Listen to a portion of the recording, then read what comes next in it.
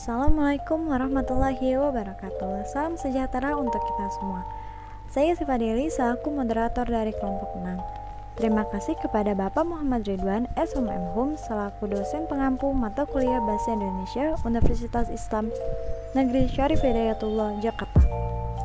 Pada kesempatan kali ini, kelompok kami akan mempresentasikan materi mengenai ragam bahasa Indonesia yang akan disampaikan oleh teman-teman kita, yaitu Dwiki Asanurido, dilanjutkan dengan Hafiz Nur Razak, dilanjutkan dengan David Baihaki, dan yang terakhir oleh Della Zendri.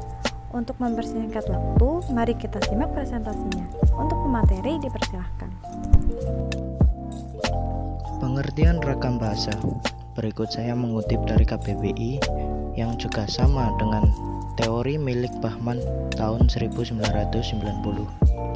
Ragam bahasa adalah variasi bahasa menurut pemakaian yang berbeda-beda, menurut topik yang dibicarakan, menurut hubungan pembicara, kawan bicara, orang yang dibicarakan, serta menurut medium pembicara.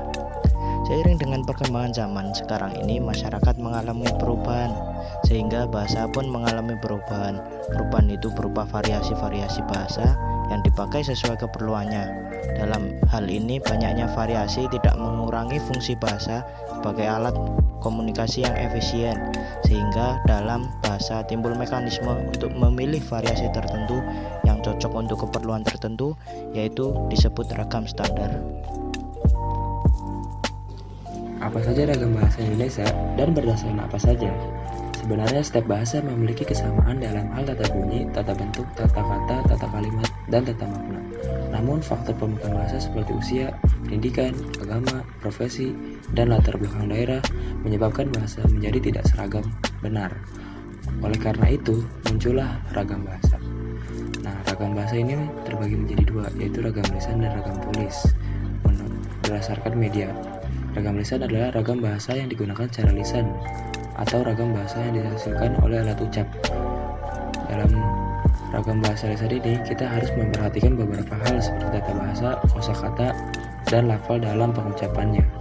Sedangkan ragam tulis adalah ragam bahasa yang digunakan secara tertulis dengan memanfaatkan huruf sebagai dasarnya.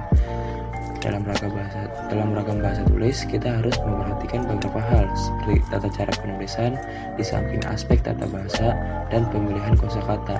Dalam hal ini, kita dituntut untuk tepat dalam pemilihan unsur tata bahasa seperti bentuk kata, susunan kalimat, pilihan kata, kebenaran penggunaan ejaan, dan juga penggunaan tanda baca dalam mengungkapkan ide kita.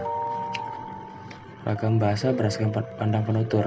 Pertama, ragam dialek. Ragam bahasa yang digunakan oleh sekelompok anggota masyarakat dari wilayah tertentu disebut ragam dialek. Yang kedua, ragam terpelajar. Tingkat pendidikan penutur bahasa Indonesia juga mewarnai penggunaan bahasa Indonesia.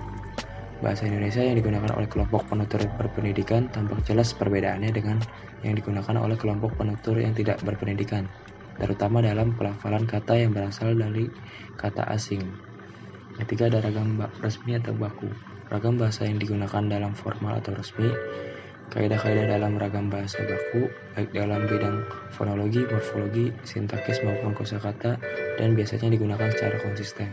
Keempat, itu ada ragam tidak baku. Ragam tidak baku yaitu ragam yang digunakan dalam situasi informal atau tidak resmi, disebut bahasa tidak baku. Kaidah-kaidah dalam bidang fonologi, morfologi, sintaksis, ataupun kosakata seringkali dilanggar, dan ragam bahasa resmi atau tidak resmi ditentukan oleh tingkat keformalan bahasa yang digunakan. Semakin tinggi tingkat kebakuan suatu bahasa, berarti semakin resmi bahasa yang digunakan. Sebaliknya, semakin rendah tingkat keformalan, semakin rendah tingkat kebakuan bahasa yang digunakan.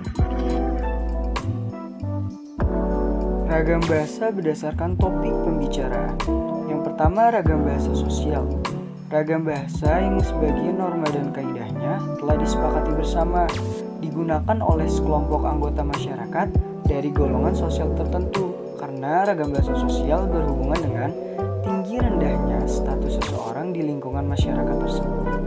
Yang kedua, ragam bahasa fungsional atau ragam bahasa profesional digunakan dalam kegiatan suatu bidang tertentu dan juga dikaitkan dengan keresmian keadaan penggunaannya. Biasanya digunakan dalam suatu profesi, lembaga, lingkungan kerja, atau kegiatan lainnya. Yang ketiga, ragam bahasa jurnalistik digunakan oleh dunia persurat kabaran atau media cetak. Namun, seiring berkembangannya teknologi, seluruh media massa menggunakan ragam bahasa jurnalistik, memiliki ciri komunikatif, sederhana, dinamis, dan demokratis. Yang keempat, ragam bahasa sastra. Ragam bahasa yang dipakai untuk menyampaikan emosi atau perasaan dan pikiran, memiliki ciri kebebasan dalam menggunakan bahasa untuk mencapai keindahan. Biasanya digunakan pada puisi, drama, dan prosa. Yang kelima, ragam bahasa politik atau hukum, biasanya disebut juga ragam bahasa undang-undang. Ragam bahasa yang digunakan untuk membuat peraturan guna menata dan mengatur kehidupan masyarakat.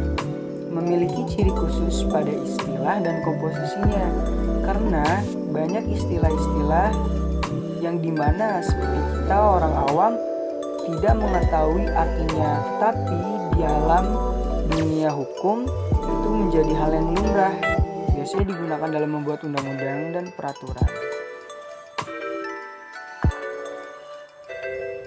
Berikut di bawah ini contoh dari beberapa ragam bahasa Indonesia yang ada di dalam kehidupan sehari-hari. Pertama, ragam baku.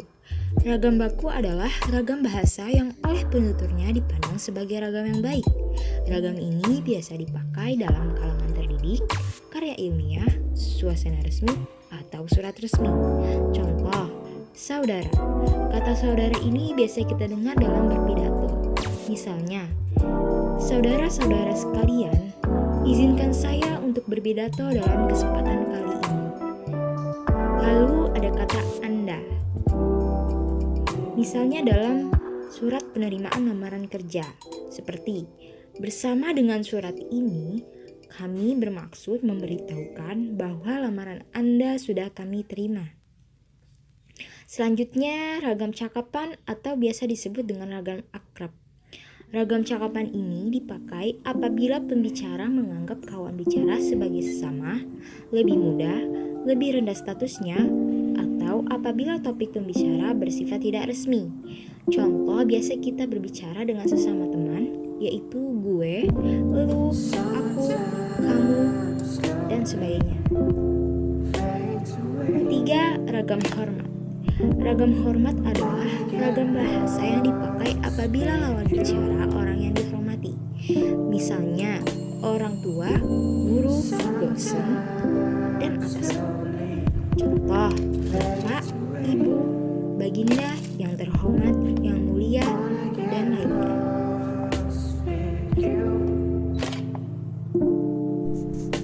Kesimpulan pada presentasi kali ini adalah pada dasarnya ragam bahasa dalam bahasa Indonesia ialah untuk mempermudah kita dalam berkomunikasi. Ragam bahasa muncul seiring dengan perubahan dalam konteks sosial di masyarakat. Perubahan tersebut berupa variasi-variasi bahasa yang dipakai dalam berkomunikasi sesuai dengan keunikan dan keanekaragaman yang ada. Adapun faktor pendorongnya adalah faktor budaya, faktor sejarah, dan perbedaan demografi. Demikian presentasi yang dapat kami sampaikan. Saya Muslimah